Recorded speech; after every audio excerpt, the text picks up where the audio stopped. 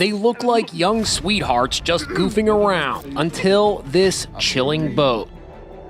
Heron, who was 18 at the time, clocked triple-digit speeds while racing a friend on Tampa's Bayshore Boulevard. This is Ruby Franke, the once beloved YouTube mom behind the 8 Passengers channel, and she is in court, facing charges of child abuse. At one point, Ruby was internet royalty. She was a devout Mormon mother of 6 and had a picture-perfect family. Millions of subscribers tuned in daily to watch her share parenting tips, homeschool routines, and soon, she had built a YouTube empire on discipline and order. Teaching them responsibility and helping them to heal from anxiety. Hope to see you there. You guys are gonna watch each other. I made dinner, but you have to eat dinner. Hello. Got it? Okay. No. Silly business. I was gonna say hanky-panky, but that's not right, I'm pretty sure. No silly business. But behind the viral clips, behind the matching outfits and chore charts, something darker was unraveling. In August 2023, everything changed. Ruby's 8-year-old son, Russell, escaped through a window in Ivins, Utah. Emaciated, injured, and bound with duct tape, he ran to a neighbor's house, begging for food and water. The bewildered neighbor made a horrifying call to 911. I just had a 12-year-old boy show up here at my front door asking for help. And he's said he just came from a neighbor's house, and we know there's been problems at this neighbor's house.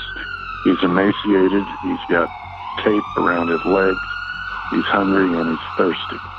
Okay. Police arrived within minutes to rush Russell to the hospital, while officers went in search of Ruby and the other kids. He was treated by paramedics at the scene. Look to your left. Storm.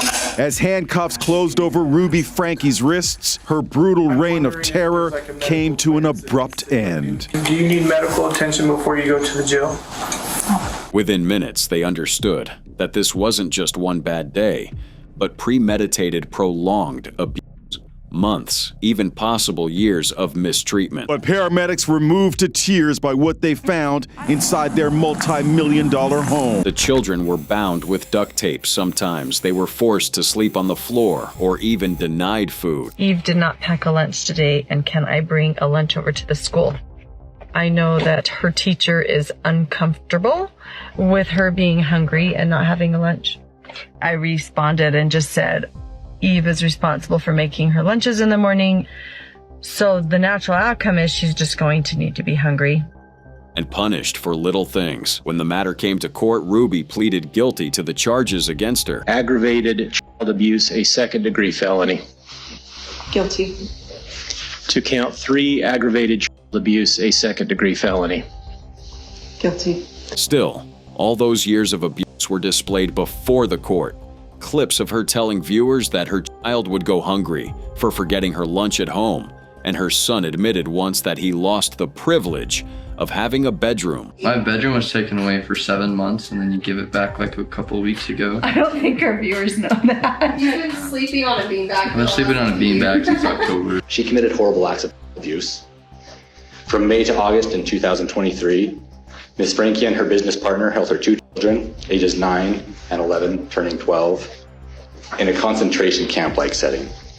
Had the older of the children not had the courage to run away and ask a neighbor to call the police, heaven only knows how much longer he could have survived in that situation. On February 20th, 2024, the courtroom in St. George, Utah, was packed. Media, family, and the eyes of a nation watching for the sentencing. Ruby Franke sat stone-faced as Judge John Walton addressed her. Until all of my toxic layers are shed, and I am ready to re-enter as a contributing member of our beautiful society.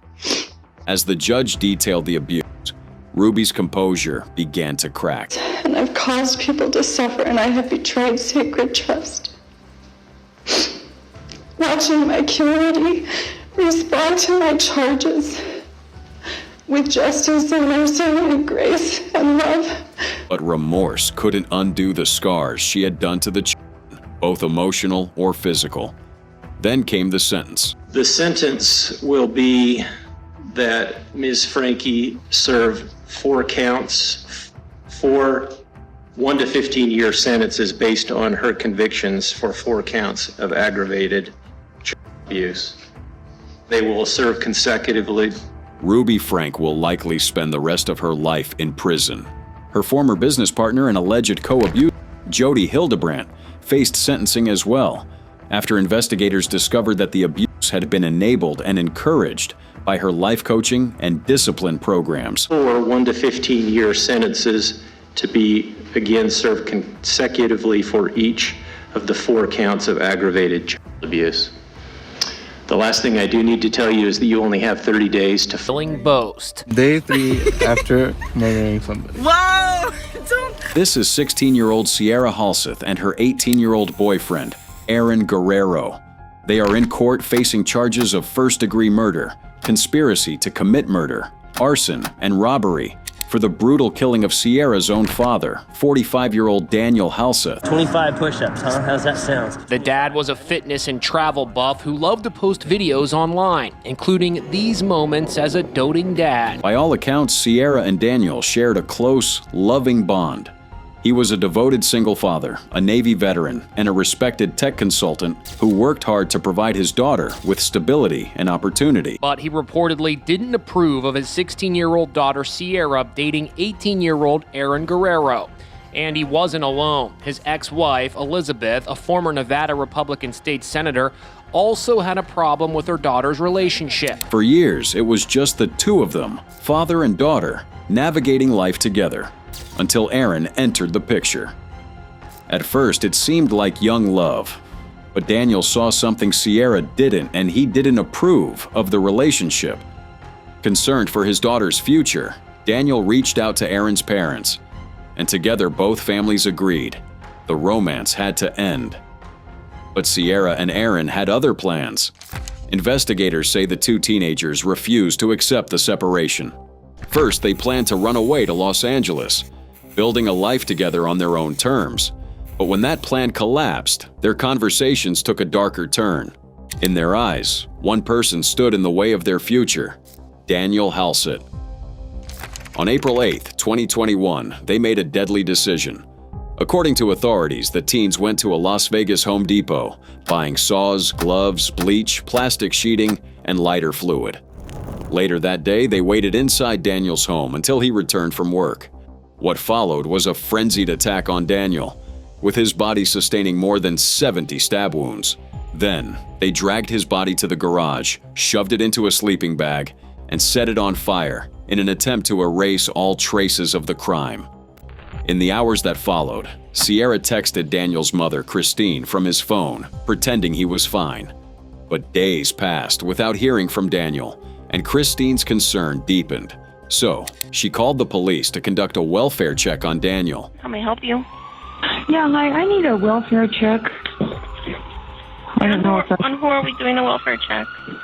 for my son. He's been missing for 2 days. His work's called, his family's called, I've called, his ex-wife's called, and there's nobody answering the phone and nobody... Okay. Does he live alone? He lives with his 16-year-old daughter who is not answering the phone. Okay. Or replying to a text. She also asked Daniel's landlady, Peggy, to check on him. And when Peggy entered the home, she was confronted with the unimaginable. How's there a dead body? Oh my God! There was a fire, and we went in to investigate. The fire must be a couple days old. But there's a dead body in the garage. We just found him with the homeowner that doesn't live here. Okay. And you're in there right now? Yes. By then, Sierra and Aaron were long gone, but they did not make it very far. 4 days later, in Utah, transit police stopped them for trying to board a train without tickets. A records check revealed that both teenagers had an active murder warrant from Las Vegas. They were arrested and brought back to Nevada. Meanwhile, authorities had raided Daniel's home and found the evidence: bloodstains in the hallway, charred remains in the garage, and the murder weapons. At the crime scene in itself, it is definitely something that's disturbing. There's no question they had made attempts to dismember his body. We've recovered a chainsaw, circular saw, and a handsaw. But the most chilling discovery they made was a video the two killer teenagers had made days after the murder. Welcome back to our YouTube channel. After murdering Day 3 after murdering somebody. Whoa! Don't put that on the camera. It was worth it. And we had a lot today. It was worth it. I got plans. In court, both Sierra and Aaron initially pleaded not guilty. Guilty or not guilty? Not guilty. Not guilty. But as the case continued, they both changed their pleas. But as horrifying as the case was, it was far from the most shocking thing that would happen in that courtroom. This time, Sierra decided to shift blame, but not on her co-conspirator boyfriend. She blamed her own father, the man she had helped murder. It's traumatized me. Trauma that I still have to work through every day. I've never had any problems, and I've always been a positive influence on one of my peers and adults. I was always sure of myself and would work hard and passionately. But when my biological father took control of my life, I've never felt so lost, hurt, and so very confused. Not only did he hit me and put his hands on me, but he shook me, touched me, sexualized me, molested me, slapped me, kissed me. Aaron, in contrast, expressed remorse at his actions, apologizing directly to Daniel's family. I could get my life to bring his back. I wish I could do something for those who loved him, to stop their suffering and mourning, the same way I would suffer if someone was taken from me that I love. My only hope now is that the house I find family finds a way to forgive me. He did not deserve to pass in such a horrible way. He was a way better man than I'll ever be. As I get sentenced today, and I hope it brings you a little peace. I want these years to repent and enjoy the consequences of my actions. So when I might get the chance of release one day, I'll be able to say I learned my lesson. That's all I have to say. Victim impact statements painted Daniel as a loving father who wanted only the best for his daughter. Through everything a father would have taught his kid.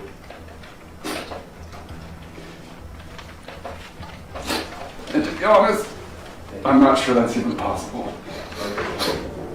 Thank you. As for the punishment Sierra and Aaron deserved, one of Sierra's uncles told the court both teens should have faced the death penalty. By his own daughter and her boyfriend has taken him away from us forever. Now he's not even around for his family, and I miss him every day.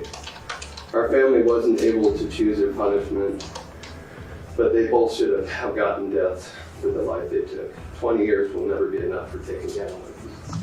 Then Christine, Daniel's mother and Sierra's grandmother, addressed the court. In relation to his murder at the hands of his own daughter, where did the evil come that was bred into a soul that murders their own father? Stab, drag his lifeless body down the stairs, decorate a body with a saw in the garage and then burn him? Was that really laughter in a YouTube video, bragging about what had been done to my son? Of bewilderment, seeing his daughter stabbing away his last breath, and with tears in his eyes, looking up at her and asking just one final question: why?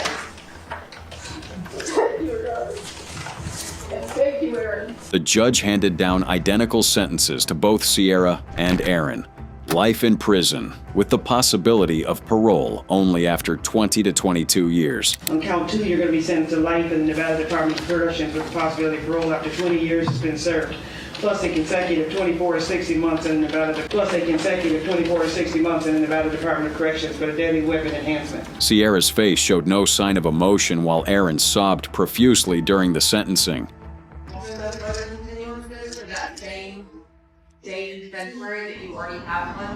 This is Courtney Clenny, an OnlyFans model now standing trial in Miami, Florida, charged with second-degree murder in the killing of her boyfriend, Christian Obumseli.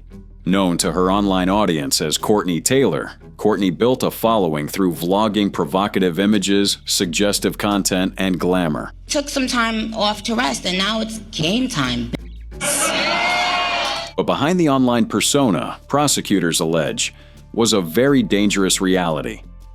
On April 3rd, 2022, 911 dispatchers received a frantic call for help from the luxury high-rise apartment, which Courtney shared with her boyfriend. Please, God, please, come to my boyfriend. Ma'am, is this a house apartment or a business? I want you to 745-2582. Is this a house apartment or a business? Baby, I'm so sorry. Baby. Ma'am, can you hear me?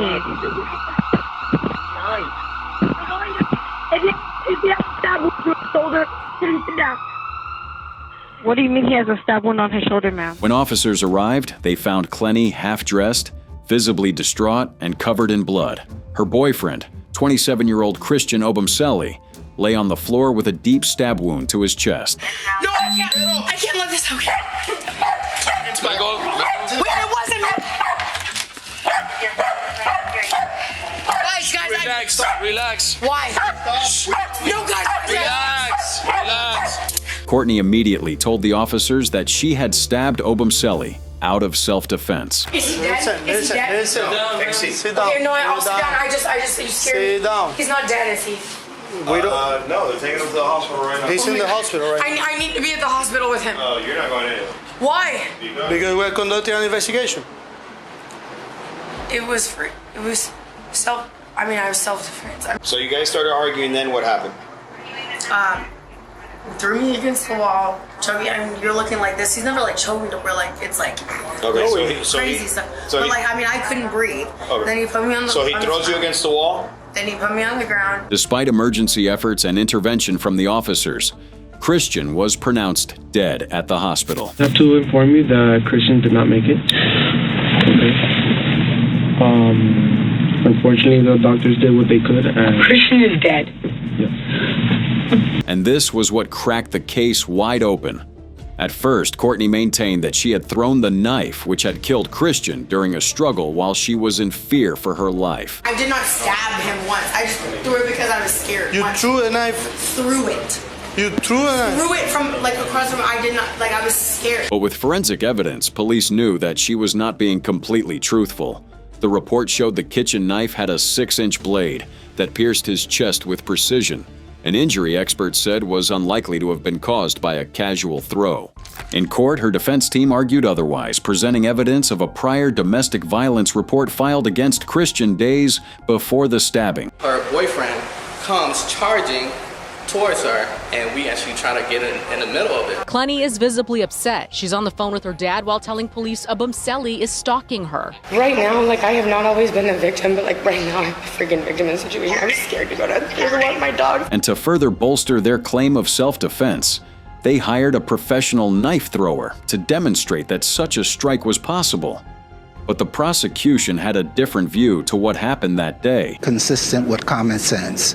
There's no way that you would, if you throw a knife, that the knife is going to land so deep in a downward. Then, they pointed the jury to another critical piece of evidence, this time an elevator surveillance footage from the couple's building. The trial remains ongoing. If convicted of second-degree murder, Courtney Clenny faces the possibility of spending the rest of her life in prison. Courtney Clenny fought to convince the jury she was the victim. But here's a young TikTok star who is shocked at the consequences of a careless night that ended with the loss of 2 lives. This is Cameron Herron, and he is in court, serving a 24-year sentence in Florida State Prison for 2 counts of vehicular homicide. At just 18 years old, Herron was a rising TikTok influencer with millions of followers. But on the morning of May 23, 2018, a single reckless decision would end 2 lives and forever alter his own. Authorities say Herron was street racing along Bayshore Boulevard in Tampa, Florida, pushing his brand new black Mustang to speeds exceeding 100 miles per hour. At that same moment, 24-year-old Jessica Reisinger-Raubenold was crossing the street, pushing her 20-month-old daughter, Lilia, in a stroller. The impact was devastating. Jessica was thrown high into the air, while little Lilia was hurled from her stroller, landing far from the point of collision. Both were rushed to the hospital, but unfortunately, neither survived. Herron was immediately charged with 2 counts of vehicular homicide. But surprisingly, it was not just the tragedy that captured global attention. Herron was a favorite influencer who vlogged his day-to-day life, and so everyone was interested in the case. When he first appeared in court, clips of him spread through the internet like wildfire online. Fan edits emerged by the thousands. Hashtags like "Sanch Justice for Cameron" and "Da Arch Too Cute for Prison" trended worldwide, and the case became an internet spectacle.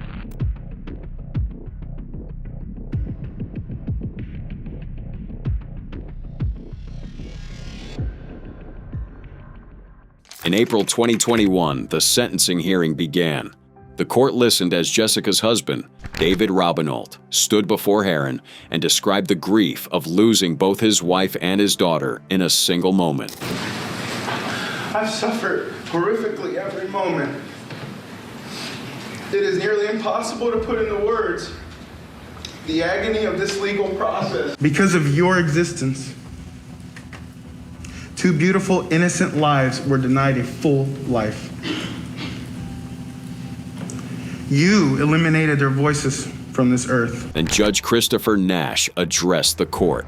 He acknowledged Herron's youth, but made it clear that the magnitude of the crime and its irreversible consequences could not be ignored. I did consider, I also want to make a record, I did consider sentencing Mr. Herron as a youthful offender, but for the same reasons that I'm discussing, I didn't think sentencing him as a youthful offender was appropriate. I agree that Herron was sentenced to 24 years in prison. Vehicular homicide, the court's going to adjudicate the defendant guilty, sentence him to 9 years in Florida State Prison. On count 2, same charge, the court will adjudicate the defendant guilty, sentence him to 15 years Florida State Prison. That'll run consecutive to count 1. For a total of 24 years Florida State Prison. As the words left the judge's mouth, Herron's composure faltered, his expression tightening as the reality of spending most of his youth behind bars dawned on him. Outside the courtroom, the debate raged on. Nearly 30,000 people signed an online petition calling the punishment excessive. But for Jessica's family, no number of years could bring back what was lost. And for the court, no amount of online sympathy could erase the truth of what happened on Bayshore Boulevard. Although this won't bring my wife back, I hope that this sentence will inspire younger folks to behave in a manner that is appropriate amongst our streets. Cameron Herron's composure shattered when he learned he'd spent 24 years in prison. But how does that compare to a TikTok comedy vlogger whose sentencing ended with applause? This is Ali Abalaban, better known to hundreds of thousands on TikTok as Jin Kid, and he is in court, facing 2 counts of first-degree murder. Ali's rise to online fame was meteoric. With uncanny Scarface impressions and sharply edited comedy skits, he cultivated an audience that adored him. Okay, what can I get? Hey, handsome. But behind the curated online persona, a far darker narrative was unfolding, one that would end in bloodshed. Tell me what you saw when you went in there. I saw my wife on the couch. There had been early warning signs that his marriage to his wife, Anna, was slowly hitting the rocks. Videos of explosive, unsettling arguments posted online. She don't think. She don't think. And you know what? Goodbye to your little citizenship there, Miss Filipino. But I'm not petty. I don't call the police on people I love. Get out of here, bro. This lured me to San Diego for what? So she could be with all her friends? Stop lying to them, Ollie. No, it's the truth. Yeah, you got friends now. Now you don't have a husband. Okay. When the relationship finally fractured, Ali moved into a hotel. Anna returned to their shared apartment with their young daughter. This should have been the closing chapter of their life together, but it wasn't. Because even though he no longer lived with them, Ali still wanted to know everything that was going on in Anna's life, and so he covertly installed a surveillance application on his daughter's tablet, granting him a live audio feed of conversations inside Anna's apartment. And on October 21st, 2021, that feed picked up the sound of another man's voice, Rayburn Cardenas Barron, laughing with Anna. Ali lost it. Arming himself, he stormed the apartment he formerly shared with his wife and daughter and shot Anna and Rayburn multiple times in the head.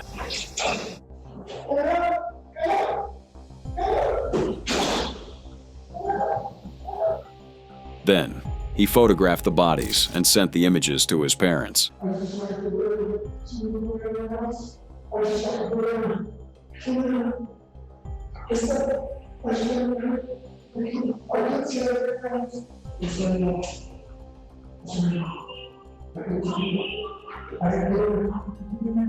Afterwards, he dialed 911 and attempted to construct a narrative that would paint him as an innocent man. 107.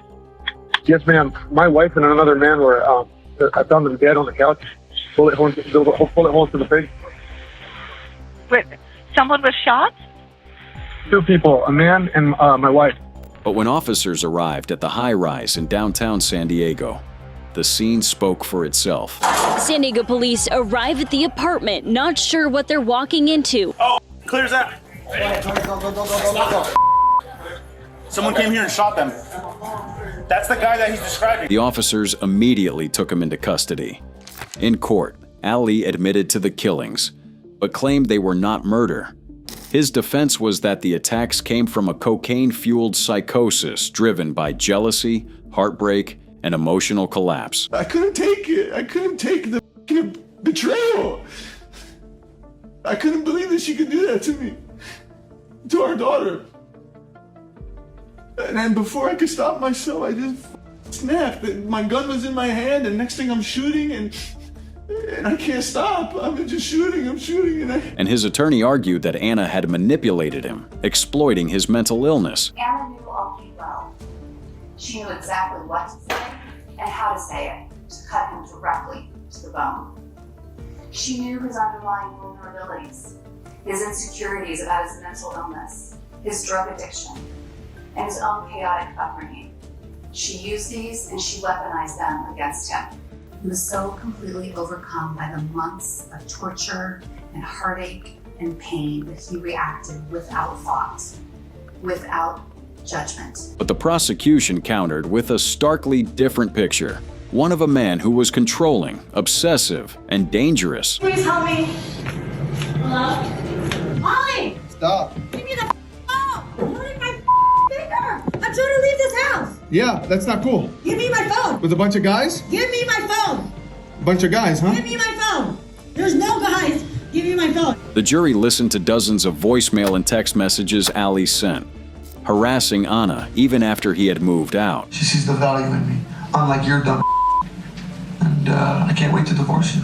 In closing arguments, the prosecutor dismantled the defense claim. Felt disrespected by Anna and Ray. So he executed a plan, and then he executed them. And their families cannot see them anymore because the defendant was so possessive and controlling of Anna that if he could not have her, no one could. And she couldn't live. After a day and a half of deliberations, the jury returned a verdict. Guilty on all charges. We, the jury in the above entitled cause, find the defendant, Ali Nasser Abulaban, guilty of the crime of murder in the first degree of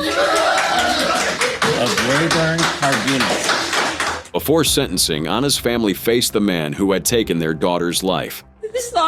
Sorry, Your Honor. What did they do to you? They didn't do anything to you.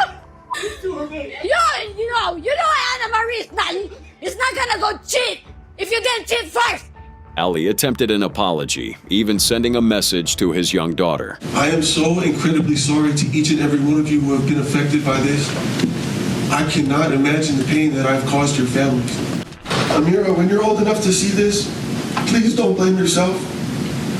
None of this is your fault. Your mom loved you so much, and I love you so much. Before sentencing, the judge addressed the room. When I saw the Scarface videos, it's as if when he committed these crimes, he became that persona of Scarface, of just the cold-blooded killing without remorse.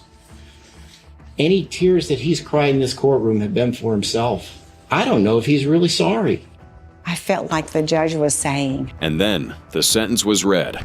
2 consecutive life terms, without the possibility of parole. Here is, he will die in prison. He will never be a free man. He will take his last breath. The courtroom approved in a most unusual way. Outside the courthouse, Anna's family spoke to the press, expressing relief and a sense of justice served. The best we could hope for, and we just thank God that our prayers have been answered, and now we can all rest.